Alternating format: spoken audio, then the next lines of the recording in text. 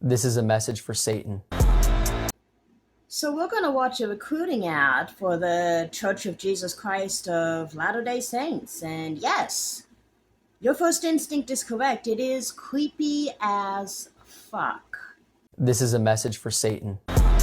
We are the missionaries. For the Church of Jesus Christ of Latter-day Saints. And we're going to convert all of your followers. We'll knock every door.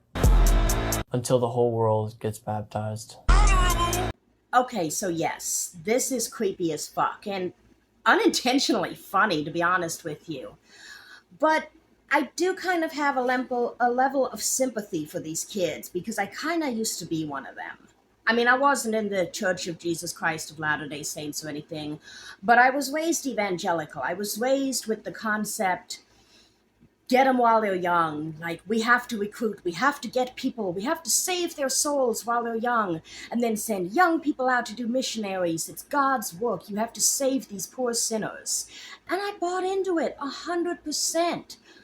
I thought that I was trying to save these people because they were going to hell, and I cared about them. I didn't want that to happen to them. And that's why I ridiculed their beliefs, condemned everything that they stood for and who they were, and tried to force my religion and ideologies on them. Now, I was very young. I can honestly say, not even as an excuse, that I didn't know any better. But I also started to question, like, at a fairly young age as a teenager. So I have a lot of sympathy for these kids. They are clearly completely indoctrinated. And I think that people who haven't lived and grown up with that level of indoctrination may look at these kids and say they're old enough to know better. But it's incredibly difficult to break that kind of programming. Not to mention that these churches set these kids up.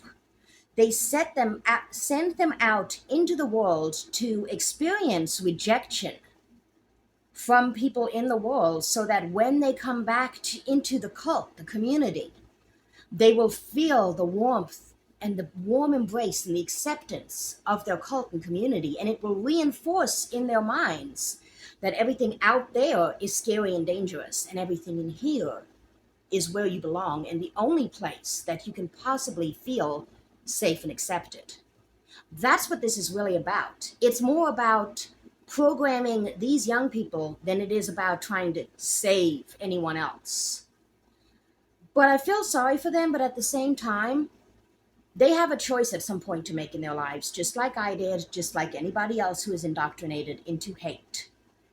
There will come a point in their lives where they have to make a choice, whether to continue to believe the things that they have been propagandized and programmed to believe, no matter how little sense it makes, no matter how empty and hollow it makes them feel on the inside, no matter how much actual harm it causes in the world, or whether to do one of the hardest things that a person can do mentally, which is to choose to leave behind everything you've ever known, everyone you've ever called family and friend.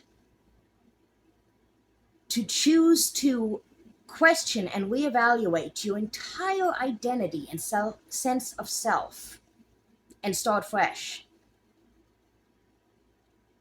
And I'm not saying that's an easy thing to do. I'm still working on it. I think a lot of us are. But it's one of the most necessary things that a person ever does. And I can only hope for their sake and the sakes of everyone that they will come into contact with for the rest of their lives, that they make the hard choice. Because this is dangerous to them and others.